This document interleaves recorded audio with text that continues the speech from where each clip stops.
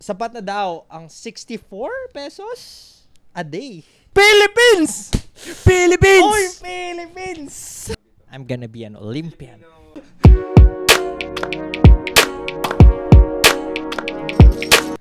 What is up, everyone? Welcome back to another episode of the Group Chat Podcast. Philippines! Philippines! Oy, Philippines! Alam mo bakit Philippines? Bakit Philippines? We won 2 gold.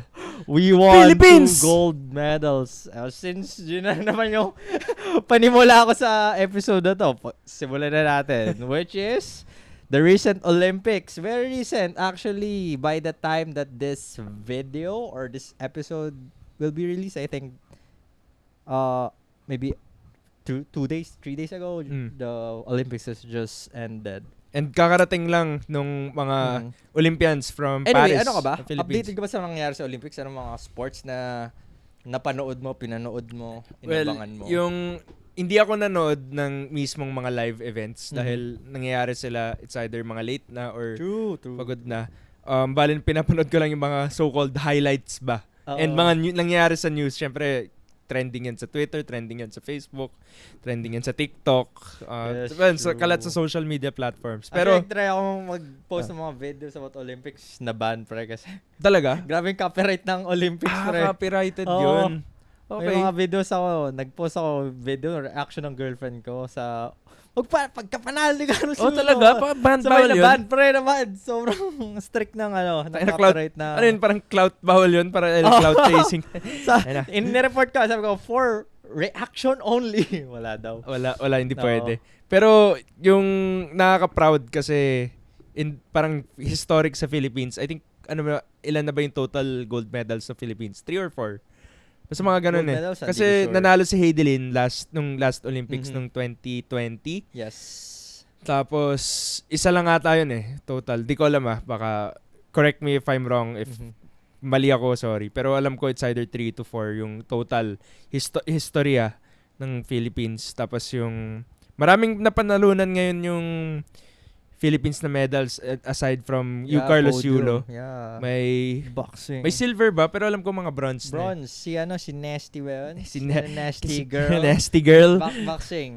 Boxing.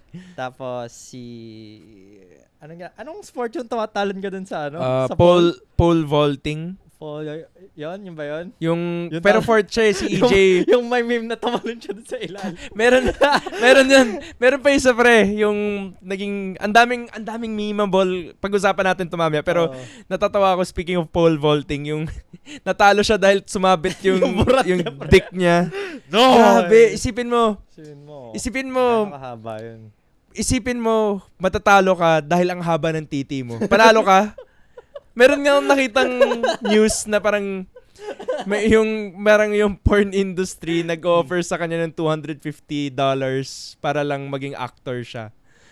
Pero hindi ko alam kung satire ba yun or totoo yun. Pero hindi ako magugulat kung totoo yun.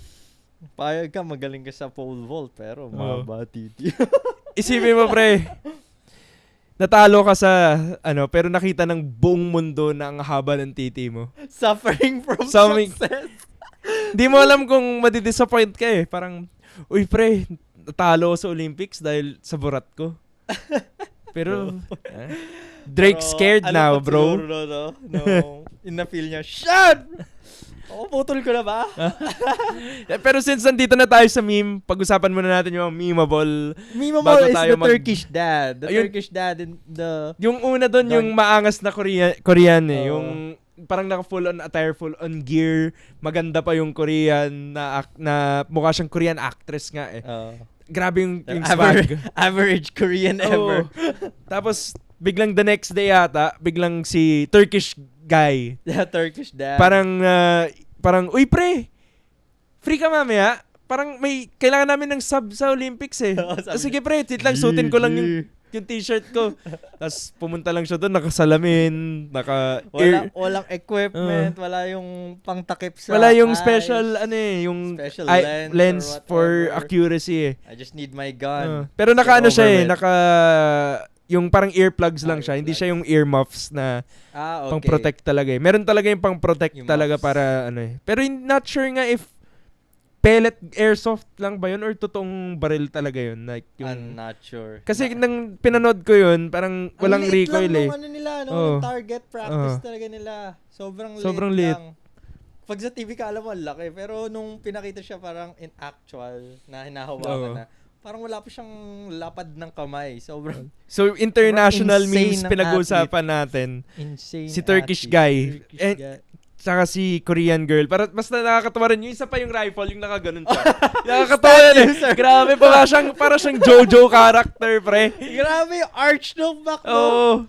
Grabe. Mobility. Back mobility is insane. Parang, Kono Dioda. Parang ganon eh. Mayroon pang meme yung after for all the basketball fans out there, yung Philippines versus USA. What the fuck is that game, Hindi ko bro? panood yun. Hindi ko siya panood, pero ang dami kasing memes na parang sobrang tambak kasi ng Philippines versus USA. Tapos nag-send sila nagpo-post sila ng mga TikTok na sumasayaw sila. Yung trending na sayaw. And then parang naging meme tuloy na puro kayo sayaw. Posting this TikTok after we got defeated by blah blah blah. Pero isipin mo, no? Tayo na. Well, sobrang insane naman talaga. Andun si LeBron, si Steph Curry. Sino pa ba? Sino yung si KD? Hindi ako masyado familiar sa basketball. Pero LeBron. Tayo na, doon si LeBron. Good. Hindi ko para siyang si Sukuna eh. Inanalite ko lang pa anime. Para silang mga JJK characters doon. Bale, kakalabanin nila si Sukuna. Tsaka sila, Kenjaku. Sa team. All-star na laban. Heian era yung nirecruit ng USA. Tapos yung mga lalaban sa kanila, pre. Yung mga, modern era. modern era athletes. Ay lang, gusto ko lang i-relate sa anime. So, sige, doon tayo focus sa mga meron pa isa. Meron pa isa sa Olympics. Pahuli to. Yung break dancing. Oh shit, Reagan. Si Reagan, nakakawa pre, pero hindi ko alam mo feel doon. Kala ko, parang makaganon ka. Para siyang skit, pre. SNL skit. Legit siya, di ba? Parang legit dancer siya. Legit siya. Professor pa nga siya. Nag-search ako nung after. Kasi parang sabi ko, legit kaya yung sayaw niya? Parang, tapos, yun talaga yung tapos sayaw alam mo niya. yung worst part nun? Next Olympics sa LA, 2028, wala nang breakdance. Binan pala. Akala ko joke lang yun. Pero binan talaga. Parang nakita, di ko sure kung legit news though. Pero sabi niya, this woman, sa news, sa Twitter or X, sabi, this woman single-handedly destroyed breakdancing. Pre, kasi may, after it just debuted this year. Grabe kasi I mean, hindi sa parang di ko siya kinakount as sport. Pero, parang naging uso siya yung mga kangaroo jump niya. Parang, wala lang. Napanood mo yung performance? Napanood ko yung performance. Tapos may kita mo yung background ng mga tao. Parang, nakaganon lang sila. Yung tsura na, alam mo yung nakangiti ka. Yung eyebrows mo, parang, what? Parang ganon. Pero, grabe. Sobrang insane ng Olympics. Pero insane clout yun para sa kanya. Kaya, True. Publicity, bad publicity is publicity. Yes, everything is about the clout now, sir. Pero all in, if you look at the bigger picture of Olympics, I think it's China that's still dominating the Olympics. Talaga? Yeah, ang dami nilang podiums and gold medals. Ever since. And compared to US and other countries. Nakakatawa nga eh.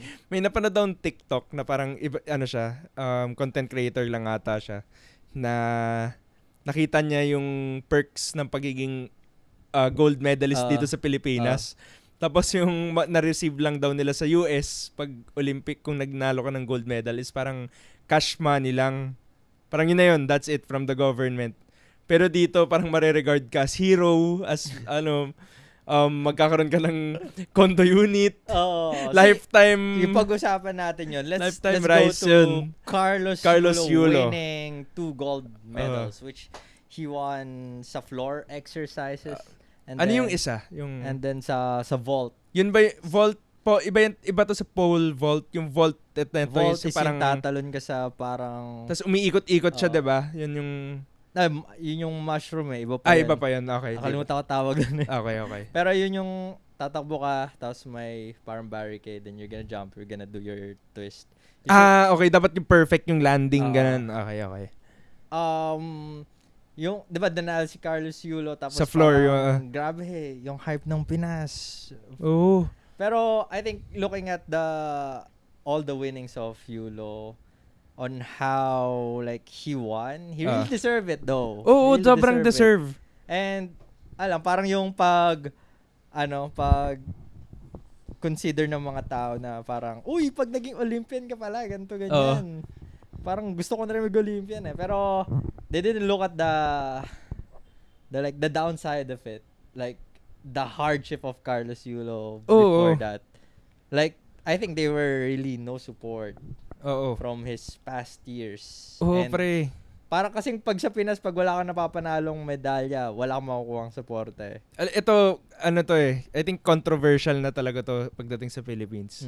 Yung Philippines, nagpo-focus lang sa isang sport, basketball. Philippines! Philippines! True. Basketball. Ito pre, kung mga project sa mga barangay, anong papatayuin nila para may project sila? Basketball court. Pag-usapan natin pare. Pero bago tayo lumayo. Bakit basketball yung pinaka-hype sa Pinas? Bakit? Ang dami-daming sports sa buong mundo pero basketball. Dahil ba Americanized tayo, Westernized tayo? Pero bakit? Siguro, let's look at the positive side. Bakit mas hype yung basketball? Ikaw ba? Anong opinion mo? Bakit mas hype yung basketball? Feel ko, di naman tayo matangkad. Yun nga eh. Diba? Yung lagi yung contradicting. I think yung stigma doon is pag magaling ka mag-basketball, parang pogi ka eh. Ako sa opinion ko. Kasi pag basketball, sobrang accessible niya. Oo, sa bagay. Ano lang need mo pag basketball? Bola. Bola! At saka half court. Half court. Di ba usually yung half court pa nga, makikita mo sa kalsada. Oo. Sa kalsada. Agree. Tapos, yun lang yung kailangan mo. At saka kalaro. Pwede kayo mag 1v1 eh. Sobrang 2v2. Isipin mo, gymnastics pre. Sabi mo sa nanay mo, ma, pwede ba mag-gymnastics? Ay, nako. Naku, mababalian ka ng buto. Naku, mamamatay ka maaga dyan. Sabihin, sobrang medyo... Naku, mababagok yung ulo mo dyan. Ganun. Medyo ganun yung sabihin nanay mo. At saka, kung ibang sportsman, yun nga, kung more on athletics, gymnastics, it pays a lot din. Oo. Marami kang, kung gusto mo talaga mas matutunong sport, edi parang kailangan mong bayad for that. Coaching, amenities, venue. And meron naman mga coaches na mura-mura, pero iba pa rin talaga kung seseryosohin mo yung ibang sport eh. For example, yun nga, athletics or gymnastics, it's very standardized. When you say standardized, kunyari sa mga gymnastics, meron kang aalamin na basic fundamentals and then you just gotta make combination out of it. Kunyari, magta-twist ka, kada mong doblehin, triplehin yung twist mo, mga gano'n, di ba? Pero sa basketball, you get creative eh. Parang, well, welcome to the street, di ba? Parang meron pa silang street style basketball. Maniniko ko. Bigla, Diba? Doon sa gymnastics kasi, papaangas ka lang yung sarili mo eh. Wala kang masisiko eh. Siguro yun. Tapos comparing to other sports, siguro na team sports, kung examples, football, and also... Ano pa ba? Football is kasi it requires a lot of space. Pero kaya ata mas ini-endorse nila ngayon yung futsal, futsal, diba? Futsal, Kasi mas on space, para basketball court lang din space. Pero yung ibang team sports din kasi talaga medyo mas mahirap siyang i-set up, I guess. Pero volleyball is another hype sports sa Pinas, no? Oo. It's laging volleyball and basketball. Meron eh. Laging tall people. Tall people sport. Pero yung average height ng Pilipino is around 5'5 to 5'8. Mga ganun nata eh. Pero, alam mo ba yung volleyball? Alam ko may na-invento tayong move doon eh. Ano yun? Yung may na-inventong move yung mga Pilipino doon eh. Dahil, di ko alam kung yung sa spike. So, yung term na yun, I think is bomba. So parang isa siyang term for kill or spike sa volleyball na I think nauso sa Pilipinas, pero I could be wrong or if a fact check ko na lang after nito. Bombayin mo ko. I think yung magandang na-derive natin from this current Olympics is, and especially last year rin, noong 2020, kay Hidilyn Diaz, kasi siya yung, ewan ko, gusto ko siya isama kasi malaki, siya yung parang nag-start eh. Feel ko siya yung catalyst ba? Oh, shit. Pero at least, sana mabigyan ng importansya yung sports and yung mga upcoming mga Pilipino Yes. ano ba tawag dito? I'm gonna be an Olympian. Filipino athletes. I'm gonna be an Olympian. Mga Filipino play athletes, mabigyan ng importansya sa mga training nila kasi I think yan yung problema ni Philippines, ni Carlos Yulo eh. I think feel ko magkakaroon niya ng documentary tungkol sa kasi training niya, ganun. I think Carlos Yulo was training in Japan. Not in the Philippines. His coach, his trainer is also Japanese. Pero meron siyang coach na Filipino. So, mini-mix up niya yung training niya. Siyempre, hiwalay pa yung conditioning coach and etc. Yun, marami talagang kailangan. So, I think, since sana eye-opening to sa government natin at mabigyan ng, hindi na tayo magdi-deep dive tungkol sa government. Pero, not a propaganda, by the way. not a propaganda, but this is like an eye-opening thing na dapat sana mabigyan importansya yung athletes para True. yun lang. Kasi maganda eh. I mean, yung potential ng mga Filipino athletes natin na magkaroon ng at mag-excel, malaki. Wait for me on LA 2028. Yeah. So, rock climbing. So, sports climbing mods. Shit. So, yun. I mean, power. Okay, since all about this Olympics, about Yulo's winnings and all, nagkaroon ng issue eh. And alam mo naman, Filipinos love dramas. Lalo na yung family quarrel, and also they make it an entertainment. That's the reality of it. Filipinos love dramas and they make entertainment out of it. From the past, example, alam mo yung kay Rendon, di ba? Rendon and Kiko Matos. Tanga na hype eh. Yung tao, nag-1-on-1 pa sa basketball, tapos biglang magsusuntukan. Tapos laging parang yung kay Baron Geisler, di ba? Kiko Matos din yun. Kiko Matos rin. And I think yung platform of social media din natin, parang nauuso din yung... Pandemic to, no? Yung kay Baron? Yung Kiko Matos, Rendon, tapos yung kay Baron. Basta yung mga ganyan. I think. Actually, hindi lang yung mga famous, kahit yung ibang mga content creator, parang ginagawa na rin nila yung scripted away for entertainment. Namely, there are a lot of people. Gusto ko lang banggitin to. Banggitin mo, sino? Si Eri Niman pati. And Eri Niman, tsaka... yung... The gamer guy. Si Dino. Roman? Dino Coronel. Dino. Pero at some point, entertaining siya eh. Yeah, may mga entertaining siya kasi nagbabati sila tapos ang ganda rin minsan ng dynamic na yung asawa nag-interact. So parang entertaining siya at one point. Maganda yung concept. So also all about gaming. It's all about parang throwback of this gaming consoles, what they have, since pinapakita din nila yung mga lumang gaming nila, and yung mga current setup nila na sobrang overpriced and so yun, I think yung ayaw lang talaga parang ginagamit mo yung though for entertainment. I would really love to see them as good friends na. Yung parang nagbate, ganun. Pero parang feel ko, yun nga, nung nagbati na sila eh, tapos parang wala na yung ano tawag dito, yung clout doon. Tapos parang, nag-away na lang ulit sila kunwari. Temporary clout. And ewan ko, parang yung gusto ng mga Filipinos. Anyway, going back to Carlos Yulo, gusto ko sila nung Pilipino may nasasagap may drama. May chismis, may drama. And yun nga, yung kay Carlos Yulo, alam naman natin lahat na they have family quarrel. Di ko na ikakwento yung buong shit, pero na-overshadow basically yung celebration ng panalo niya. Parang nag-focus masyado doon. This event is about Olympics. Tapos biglang family quarrel.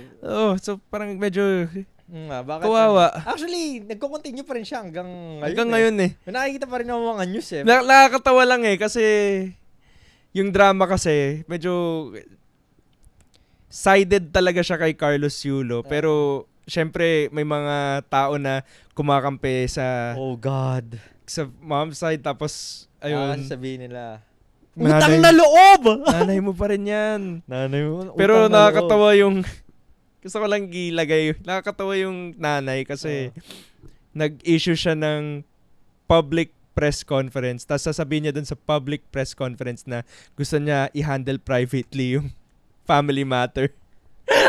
Dapat ganun nila kasi una pa lang eh. Gusto kasi nila, ma-issue din. Pero nila. yung nangat Yung yung ulo ko pamilya eh. ma-issue, Oh. pre. Tapos Hindi. mga Pinoy ma-issue din. So, lahat na naging issue.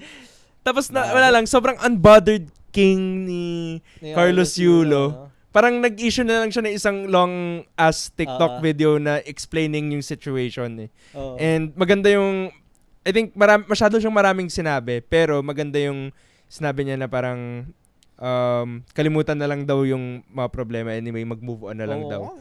Panalo pa lang, ni-stress nyo. Philippines! Carlos Yulo, pero Hindi ginaganyan si Krillin. si Krillin, tawang-tawa ako na. Sa lahat ng memes na nakita ko tungkol kay Carlos Yulo, tawang-tawa ako kasi sobrang accurate. No? Oo nga eh. Pero ba Pati yung nakita buhok. dub pa rin. Yung dub. Dub si Krillin tsaka si Goku nag-uusap. Sabi ni Goku, yung balato ko Benta eh. Ang daming memeable content Oh, eh. grabe. Small Kings Rise Up. Para siyang si Asta, pre. Oh, shit. Para siyang Asta, putik. Asa pala to eh. Commoner to rich, noble to Wizard King. Shit. Para siyang naging Wizard King, pre. With condo, by the way. Wow. 2 kondo, pre. It's time. Pag di niya trip tumira dun sa kabila, dun mo sa isa. Shit. Settled na for life. Good. Unli rice, pre. May mga ganun eh. Isa pang kinakaingitan ng mga ibang Yung mga free countries. siya sa mga restaurant. Ang dami diba? niyang free sa mga inasal, 'di ba? Lifetime supply of Pero PM2. It's 2050 and you're Carlos Yulo. Yulo. Pwede ba ako maki-order Pwede po. ng ganito? Asan yung bayad mo? Ay, hindi mo ba ako kilala? Tumatanda na siya, no? Tapos kung ikaw nga si Carlos Yulo, Tumbling ka nga. tumambling ka nga. Binigyan ka ng flip, oh. Putay na. Shit. Philippines! Pero, ayun, I think dapat, kasalanan rin eh, opinion ko to, pero, syempre, yung media, I think, part rin ng work nila. Toxic man, pero part nila ng work mag-dig into. We're actually part of media? Are we actually reporters right now? Pero, na-realize ko rin eh, parang, kung andun ka sa pwesto ng mga reporters na naghahanap ng topic para may mapag-usapan or may parang big scoop ba na magiging controversial. True. Parang wala eh, yan talaga eh. Parang tayo, pre, sabihin natin, trending ngayon si Carlos Yulo. Pag-usapan niya. Pag-usapan nga natin, parang ganun lang. Pero actually, I think ang pangit lang is nagiging negative lang. Yes, Kasi yes. it depends rin sa effect eh. So, wala, ayun. So, yung negative effect is maganda nga sa kanila kasi nakakuha sila ng pag-uusapan. Negative effect is ayun, wala na yung celebration masyado na nanalo siya ng 2 gold. True. So, parang masyado nang natabunan eh. tabunan Sa masyado. una issue, ang dami-dami ng Olympians pang nag-podium pero mas nag-focus tayo dun sa issue mismo, di ba? Pero nakakatawa ang galing rin ng mga ibang advertisements eh, or yung mga congratulatory post. Yung, not sure yung 99.99% ng Is happy. Filipino is happy. Sobrang insane, no? Sobrang insane eh. Ang witty, ang gagaling. Push that point. Oh. 01. With that Point point zero one. 01. I don't know, man. I don't know. Well, let's yan. move on with this Olympics. But since we're in the Philippines topic already, meron ako nakitang news this week lang. About sa nirelease ng NEDA. NEDA is National Development Economic Authority. I did my research, by the way. National economy. So, sila yung nagpapasa ng bills na para, hindi naman bills, parang nag-state sila ng news na sapat na daw ang 64 pesos a day for a Filipino for his meals. Ano yun? 3 meals a day. 3 meal na yun. a day. 64. 64 pesos. Oh. Not per meal, ah. So, totality na yung Ay, nakwek-kwek lang yan eh. Sa UP. Hey. Tapos, alam ko, yung chief 75 yung nga. state nun, yung chief nung NEDA. And, Imagine mo, pre, 64 pesos. Ano mabibili mo nun? Wala, pre. And parang may nakita pa akong news na gina-justify nila yun na sabi nila na magkano ba yung average na instant noodles na mabibili mo sa tindahan? Sabi nila 7 pesos. Hindi No 7 pesos. way! 7 pesos! Yan yung nakikita kong meme na 7 pesos Oh, instant yun yun! noodles. Yan yung pre! 7 pesos Hindi na eh. instant Magkano na noodles ba daw. ngayon yung mga nasa instant noodles? Diba? Actually, around ano na, 20 pesos. Oh, 20 pesos na yun eh. Ranging 20 pesos na. Or 17 to 90 Oh. to 20, ganun. Tapos sabi na, yung kape daw, nasa bandang 4 pesos. Tangina, saan ba na? Ano yan? Nakatira tama nga to, pre. Pero parang gina-justify nila na yun daw talaga yung average na kayang bilhin. Hindi daw healthy, pero kaya daw bilhin, kaya i-consume. Pero hindi. Hindi, Oh, shit. parang I hindi mean, na realistic. Mali yun eh. Kasi isi-set aside mo yung nutrition. Ano, parang Pero ikaw, as a college student na Oh. nagtitipid, yung ano yung pinakagastos mo sa isang araw? aabutin kang 200 eh. Diba, dapat nga 200 to 300 eh. Kasi ito, ano pa to? Siyempre, sol pa, di ba? Oo. Hindi, assuming na ano ka doon whole day ka doon. whole So, day ka. breakfast, lunch, dinner. Yung breakfast ko, siguro magre-range mga 50. Nung panahon, yung panahon natin, That's why we were so Fif- thin. Ah. 50 pesos. Tapos basta pre, nung alala ko nung tagtipid ko, kumakain lang ako sa Master Siomai, Dixie's yung parang ano lang, kanto pagkain na ano, parang ano siya, Pero restaurant. bumili nga ako ng Paris nung isang araw eh. Yun nata result ng diarrhea ko eh. Pero bumili ako Paris isang araw, 65 pa rin. Wala pang 64 yun. Isang araw. Damn. Damn right. Pero, ako ko, nakaka-off lang kasi galing sa chief. 'Di ba? Siguro Tapos alam mo ba, kailangan na-research isipin ko pala nila yung nutrition ano ba yung ginagawa ng NEDA? Sabi nila, pro-poverty, parang sila yung naghahanap ng solutions for the poverty here in Philippines, kung ano yung strategy and whatever. Dude, these guys are dumb. Pero, ewan ko, I mean, fuck. ayoko na mag-deep dive into Ayoko the na government deep dive, Pero, sobrang, what the fuck? basically, gusto ko lang sabihin, mas stuck tayo sa third world country. Shit, what the fuck? Wala I mean, narinig ko pa lang na, basta yung kaya bilhin. No? Guys, mag-TikTok na lang kayo, guys. Oh, ayun. Kaya ayoko na maging updated masyado sa current events. Pero kailangan pa rin eh. Pero parang ayoko nanonood ng news na natitrigger lang ako. nakaka-trigger, nakaka-anxiety, manood ng ganyan. Kasi parang mapo-force ka mag-grind. Oh, shit. Like, what the fuck? Okay, enough with this. Enough of this. Poverty! Enough of Philippines! We don't like poverty! Hey, yo! Yo! Cut that! I won't put that on highlight. Okay. Pero ba, isa issue. Oh, sige. This week lang din, previous week, alam mo yung, there's a certain company, Alam ko na to. Speaking of the grind, okay? There's a certain company that does a TikTok, a social media post reel. They were degrading the work from home setup. Parang, what do you think of work from home? Shit. Ano If you don't know that video, just watch it. Nakakatawa, pinanood ko yun once, tas ayoko na ulit siya panoorin kasi sobrang brain rot niya. Basically, brain rot, pero napapaano ko. Parang sabi niya, ang yabang niya pa na parang, natatapos ko kasi yung work ko agad within 1 to 2 hours. ko doon? Parang, walang kaibigan to. Wala tong kaibigan. I mean, hindi, parang yung point niya, parang nabobobo siya dahil ang dami niyang free time. Oh, shit. Parang, Kasalanan ba namin yun? parang, so kasalanan ba yun ng buong work? Huwag mo naman damo yung mga mga malayo, yung inuuwian. At saka, siguro kasi may kotse ka eh, no? Oo. Tapos pre, Paano siguro, naman yung mga nagko-commute, naka-bus, ko-commute, MRT, tapos, diba? ewan ko, Insane parang, eh. gusto niya yung engagement, ganun. Pero okay lang naman yung engagement, True, sige. true. Pero, yung Hindi naman kailangan araw-araw kayong engagement, ganun. Wala kang kaibigan, wala kang pamilya. Oo. Ganun. Siguro okay na yung paunti-unti. Naalala ko yung video. Paunti-unting on-site. Naalala mo yung RTO. yung, Ano? yung isa-isa silang video, yung isa-isa silang mga tao doon in-interview. Oo. Tapos yung parang, ano yung reaction mo sa on-site ba yun or work from home Oo. setup? Tapos parang yung sagot nila, nakakatanga. Gumagawa ganun yung, I don't like it. I don't like it. Ganun. Tapos increases stupidity. Increases and laziness. laziness yun. Insane. Your CEO is insane. And after that week, I saw a post.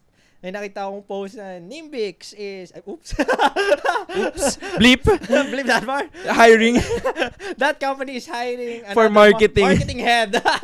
Insane. Checkmate. What the... Grabe. Tapos ang daming nagli-leak ng mga information nila na meron pang post na ano eh. Get a free slice of pizza. Pero meron dun Pero sa... may mechanics. May mechanics. Mag-post ka muna tapos i-share mong ganito. I-follow mo yung page.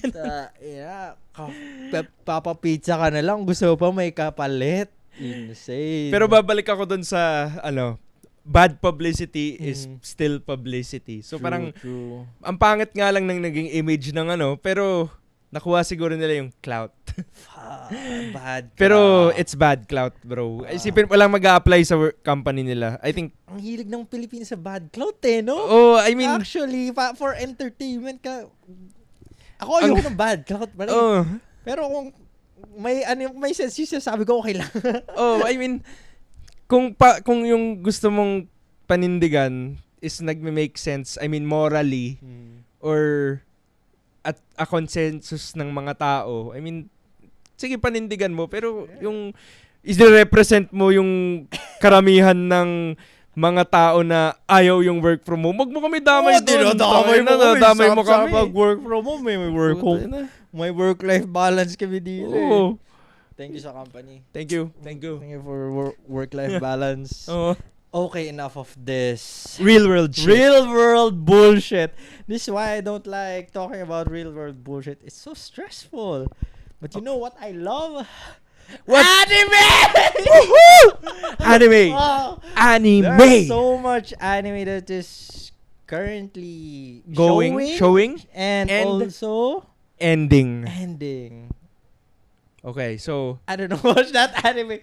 What is that anime, Willpower?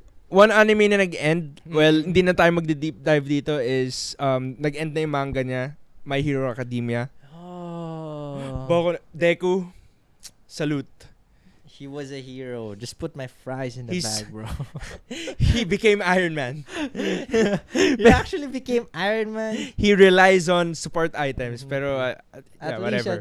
At least he was happy. But I think majority of the fans were not really happy for that ending. Para sabi nila, 8 years! Meron doon, 8 years. Nobody visited my boy Deku. Even Ochako clapping that cheeks. He got NTR'd. Ganun yung mga Pero, meron pa isa pre. One for all for one, all for nothing. Tapos parang daw may last art doon na lahat sila. Tapos si Deku nasa pinaka bandang taas. Tapos sabi nila, bakit hindi pinagtabi si Ochako tsaka si Deku? Bakit magkatabi si Bakugo tsaka si Ochako? No. Pero pre, kung isipin mo kung pinagtabi si Deku tsaka Bakugo, puta, bibigyan na naman ng fandom ng ayoko na mag-deep dive. No. Fans. Pero at least I'm happy na nag-end yung My Hero Academia on a good note, a positive note. Thank God My Hero Academia is already ended. You know what's not yet ending? What is it? One Piece. We're enter the final saga after the end time. Anyway, hindi yan yung next ko pag-uusapan. True. Ano next? Yung malapit nang mag-end rin is JJK. What? JJK, nagsusuntukan na sila eh. Basically, wala na lahat eh. Si Juji na lang eh. Tapos, di ba yung mga conspiracy theory na, whoa, what happened to his hand? Alam mo kung ano yun? Cursed tool lang pala siya. Ang daming speculation na may kinain niya si Dagon, etc. Cursed tool lang pala yun. So, yung I think, parang gauntlet? Oo, yung gauntlet. Yan sabi pala, nila red scale daw yun red scale daw yun, pero hindi pala. Cursed tool lang pala. You guys suck at theorizing. Damn. It was just a cursed tool. All this time. Pero, I didn't think of may that. isa pang interesting fact is nawawala yung pinky finger nawala dahil pinakain ni Sukuna kay Megumi yung index finger ni Yuji. So wala yun. Tapos yung after mawala ng gauntlet, wala na rin yung ring finger niya. Oh. So may mga theory na pinakain, yun daw yung kinain ni Rika para makuha ni pero may di ba, may last panel na parang may nakasabit finger. lang yung finger. Uh-huh. So may mga theory na sige, theory lang. Nobara daw bigla lalabas. Pero no way. As no hope, sir. As a Gojo believer na mabubuhay siya, I give up on the theories for it's already JJK. ending and then aasa ka pa, may Nobara, 1-on-1 na nga sila eh. Yeah, pero gusto ko na-excite ako paano mag-end to kasi parang nagkakaroon na ng main character moment si Yuji. I'm happy for my boy Yuji. 1v1 already. Lalo na yung isa pang chapter, yung domain expansion siya, tapos biglang bitin yun eh. Mhm. Tapos next chapter is bigla siyang yap session about Yuji's life. Tapos dinadala niya lang si Suko na sa memory lane. sa memory lane. Putik ko. Parang this is where I go fishing. These are the horses. I love horses. Tapos Uncle, you're good at this. Yung Fuck this. Tapos yung ending yung ending ng no?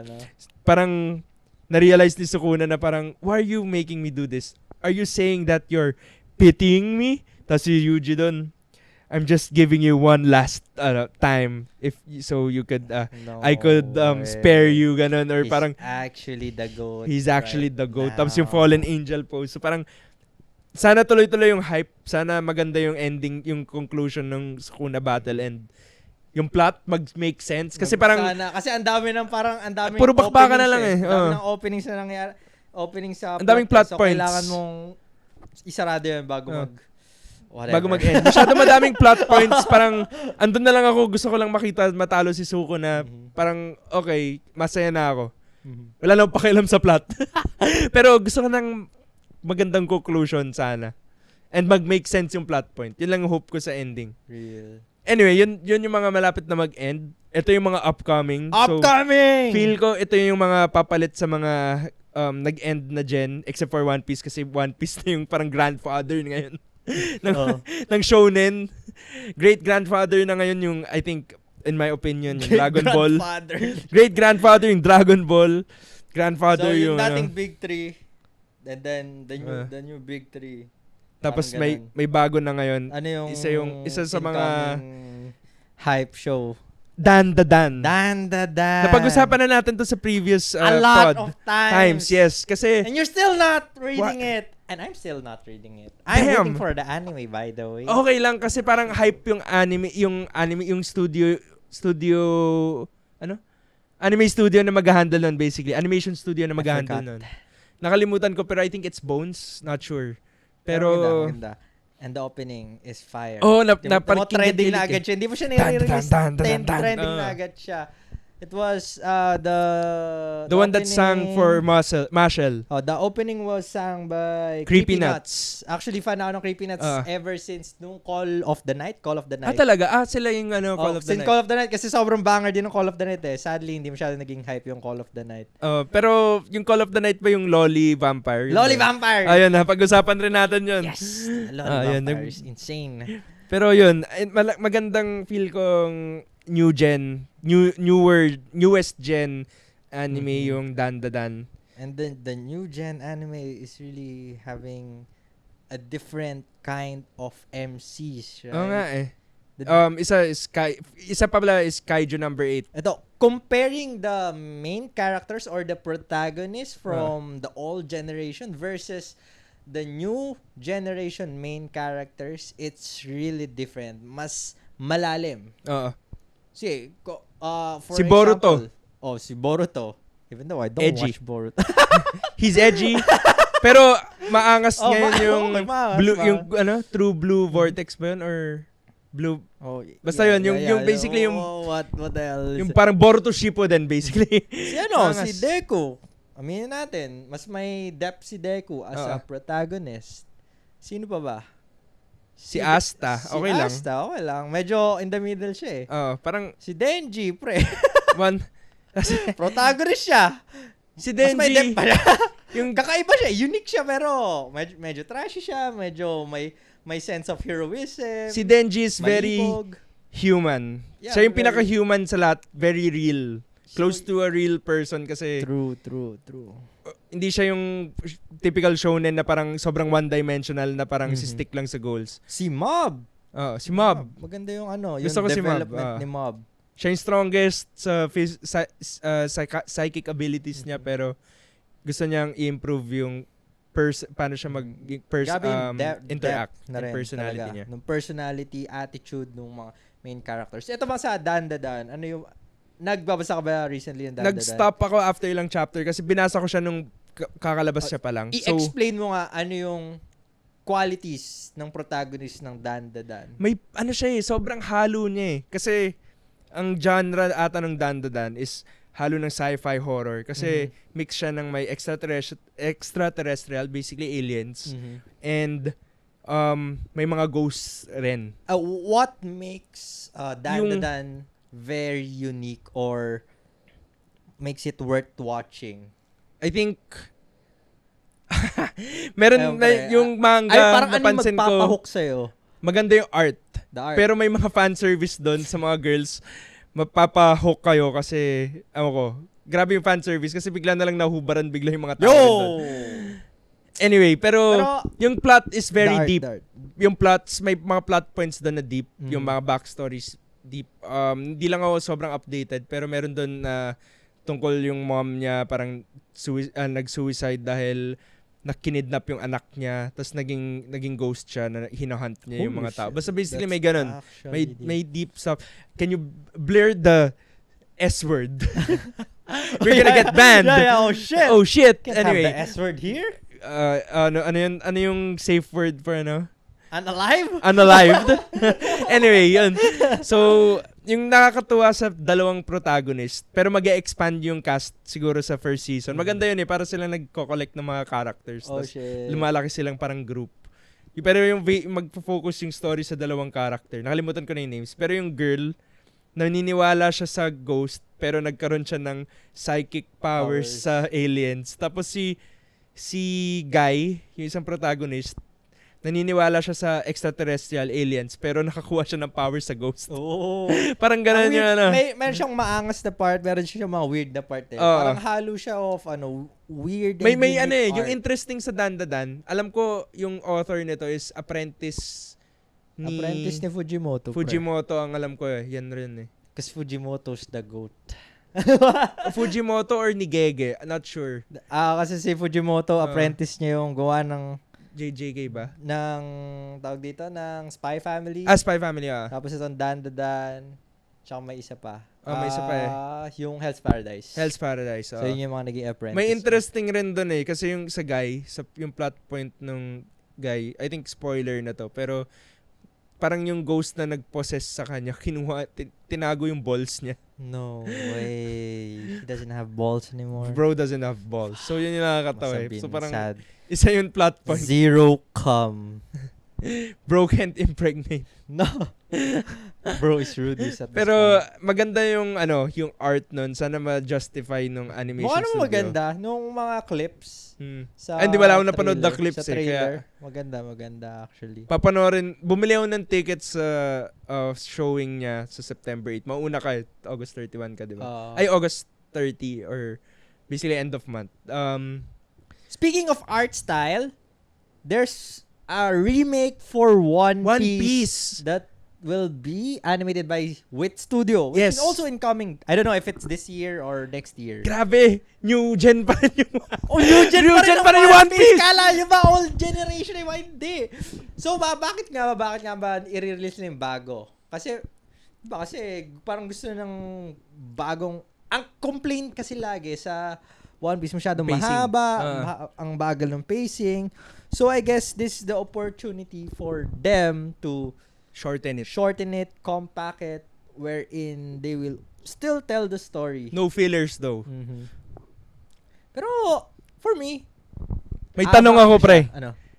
Ma-animate ba since mawawala yung filler, ano opinion mo sa Skypiea arc?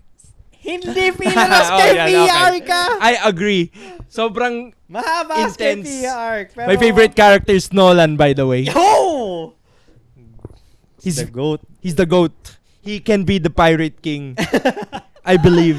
He's actually one of the GOATs of One Piece. Pero, eto, maganda yung nakita mo ba yung mga scenes? Yung nakita ko lang yung mga comparison. Para siyang Mas- comic type of Oo, tapos mas Animation. bloody. Mas accurate. Yes. Mas accurate. Kasi marami talagang censorship sa nung Oo. The past. From the past. You're old, bro! Oh my God. Pero shit. marami talagang sinesensor kasi nga for kids talaga yung One Piece Pero Targeted for ngayon, kids, no? Parang mas inaano nila, mas ginagawa nilang mature yung approach daw. With One studio Piece. yan eh. With Attack studio. on Titan, Attack on kaya? Titan nga no? Pang kids ba yun? Kakainin ka ng Titan, pre? Yes. It's actually for kids. Kids. You will learn To hurt yourself to become a Titan. Joke lang. Pero abangan ko yan. Abangan ko yung One Piece by Wit Studio. Oo. Ako rin. Para makaka-catch up na ako ng mas maikli. Rewatch ko na kay One Piece na Nag-stop ako sa episode 500. what the hell? 300 something pala. Alam mo may bago. Meron Ano? pa bago. Kimi no Todoke. Season 3 Kimi in no Todoke. Netflix. Have you been watching Kimi no Todoke? Binasa ko yung manga niya after nung season 2. Oh. Kasi nabitin ako. So gusto Actually, ko lang... kakatapos ka lang season 2. Pero di ko na maalala yung story. Mga 2 weeks ago. High school ko pa yun. Na naging sila na. Medyo, not gonna lie, the pacing is so shit. Oo. Is this One Piece? What?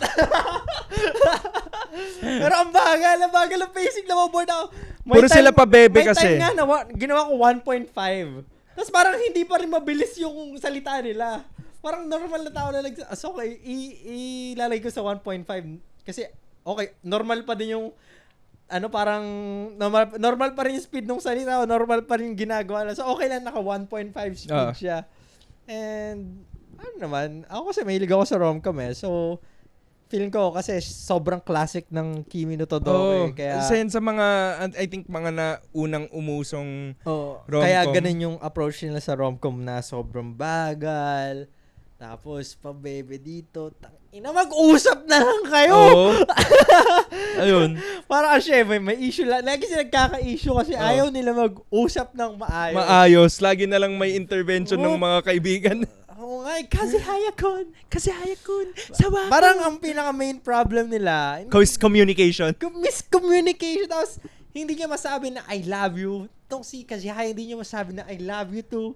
Tapos, ang in-expect nila, magkaiba yung may difference dun sa I like you nila. Insane! This is some high school type of drama. Tapos bro was like, Kazihaya was like, bro, I got friend zone. And his friend was like, What the no way! Tapos sabi rin niya, sawa ko, I got friend zone. No way! Both got rejected at the same time. Guys, you need to talk. Rekodado na ako, pre. Sasampalin ko yung dalawa. Pre, mag-kiss na lang kayo. Isa sa mga siguro natuto from this type of rom-com is yung Horimiya. Is medyo mature yung Yes. hindi na ako magdi-deep dive pero gusto ko yung story yung Horimiya. Mas Gusto ko mature. Horimiya. Medyo Strong kasi yung character ni si Hori. may take lang ako sa Horimiya, bro. Ano? Masyadong possessive si Hori.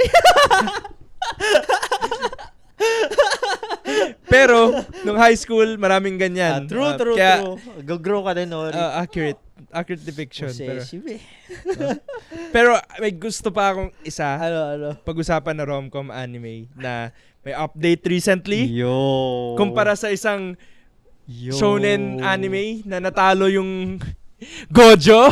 Holy shit. We have a winner? We have a winner. We have a Gojo that actually won.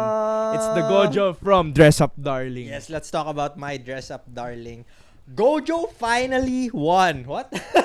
Gojo finally won. So, Siya ba yung nag-confess? sa recent manga chapter of My Dress Up Darling, parang nakita natin. Ako, hindi ako nagbabasa talaga ng My Dress Up Darling. Bigla lang siya blow up na Gusto ko siya panoorin nasagap ko yung anime. signal, pre. Tapos, kaka-rewatch ko nga lang noon. Talaga? Oo. Kasi, damn, Marin. Anyways, parang nag-confess si Gojo, pre. Yun yung nakita kong panel eh. Kasi yung nakita kong panel, Ito na yun. Parang ano pa siya, medyo malungkot siya eh. Oo. I love you, Kitagawa-san. Oo, parang ganun siya. Tapos biglang si Kitagawa, sabi, I love you Nabuhayan too. siya. Shit. I love you too. Parang blah blah ganun. Tapos Lucky bastard. para siyang parang ako nag-all might post para kay Gojo. You won. Parang ganun. Ako nagselos ako. Pero nagselos ako, pre. Pero yun nga. Very true. W. Pero i-compare ko siya sa mga, yun nga, sa Kimi no Todoke, Horimiya. Yung gusto ko yung depth ng story ng Dress Up Darling. Na kasi, ano eh, And the nagkaroon girl, sila by the ng way. issue tungkol sa job. Which is very, kumpara sa mga issue like Rent a Girlfriend. Na and medyo entire. Pero anyway, let's not talk about it. Okay. Rent a Girlfriend. I'm But so upset. gusto ko yung depth ng issues ni Gojo at ni Marin. Kasi, true. may Kasi medyo real yung world siya eh. problem eh. Parang, na-realize ata ni Gojo na parang I'm not needed anymore. hindi siya kailangan dahil kahit sino pwede mag-design for Kasi parang for context si Marin, nagiging cosplayer siya. nagiging famous na siya. May traction na siya. So meron na rin siyang stylist, meron na rin siyang iba-ibang tao na pwedeng Gumawa ng ma-reach costume, outan. So hindi na si Gojo lahat na Parang nagkaroon ng existential crisis si Gojo na shit, what I'm do not I exist? What's my purpose? parang ano purpose niya? Paano kung nawala na siya? Parang baka iwan na siya.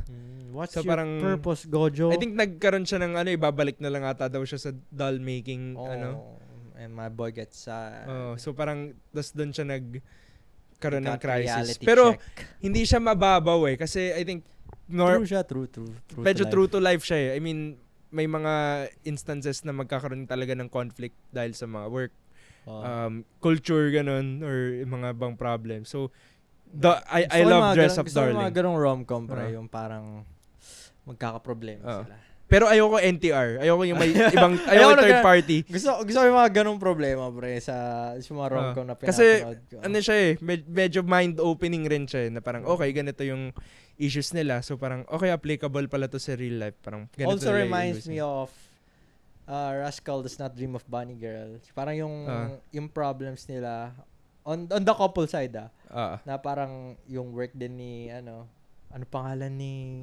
ni Mai? ni Mai. The goat. The goat, Mai, the bunny pre. girl senpai. Parang yung work nila, yung schedules nila, parang true to life din talaga. Shit. Time to rewatch that. Nakalimutan ko na yung storya nun eh, kaya wala masyado ma-input eh.